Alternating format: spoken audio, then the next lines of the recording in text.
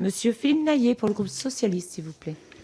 Merci Madame la Présidente, Madame la rapporteure, mes chers collègues. La proposition de loi pour un accès plus juste, plus simple et plus transparent au marché de l'assurance emprunteur de nos collègues du groupe Agir Ensemble devrait être adoptée.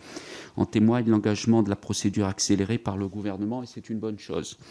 Je note néanmoins qu'un certain nombre d'amendements de députés de la majorité veulent y faire échec et j'espère qu'ils seront rejetés. Mon groupe a porté plusieurs propositions pour faciliter le changement d'assurance emprunteur des consommateurs durant cette législature, notamment pendant l'examen de la loi Pacte. Notre collègue sénateur socialiste Martial Bourquin a également mené un travail important sur ce sujet, travail que je salue.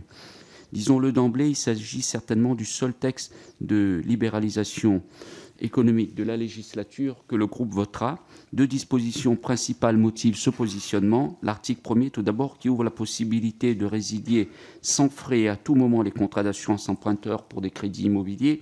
Afin de rendre ce droit effectif, comme vous l'avez souligné dans votre rapport, la proposition de loi prévoit dans son article 3 l'information annuelle de l'assuré et des sanctions, à notre sens, adaptées en cas de refus. L'article 7, ensuite, qui vise à renforcer les droits des personnes atteintes de pathologies chroniques ou remises d'un cancer au titre du droit à l'oubli. Nous soutenons la réduction du délai de mise en œuvre de ce droit de 10 à 5 ans, quel que soit l'âge de l'assuré, ainsi qu'une meilleure différenciation des pathologies chroniques sur leur tableau clinique.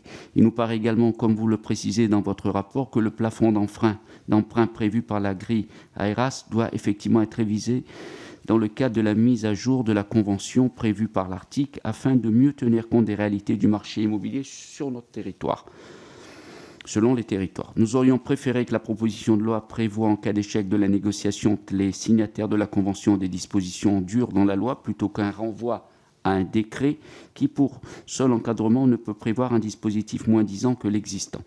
Nous proposerons en séance un encadrement allant dans ce sens.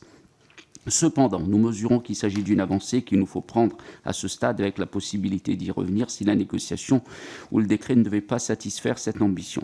Enfin, mon groupe soutient les dispositions proposées s'agissant de la substitution d'assurance, qu'il s'agisse du cas de dossiers incomplets, de sanctions administratives ou de mauvaises informations de tromperie de l'assuré par les prêteurs et assureurs. Cette proposition de loi marque donc une avancée favorable sur l'assurance emprunteur à laquelle nous souscrivons. Si l'équilibre de ce texte devait survivre à un certain nombre d'amendements qui arrivent en discussion, mon groupe votera pour cette proposition de loi.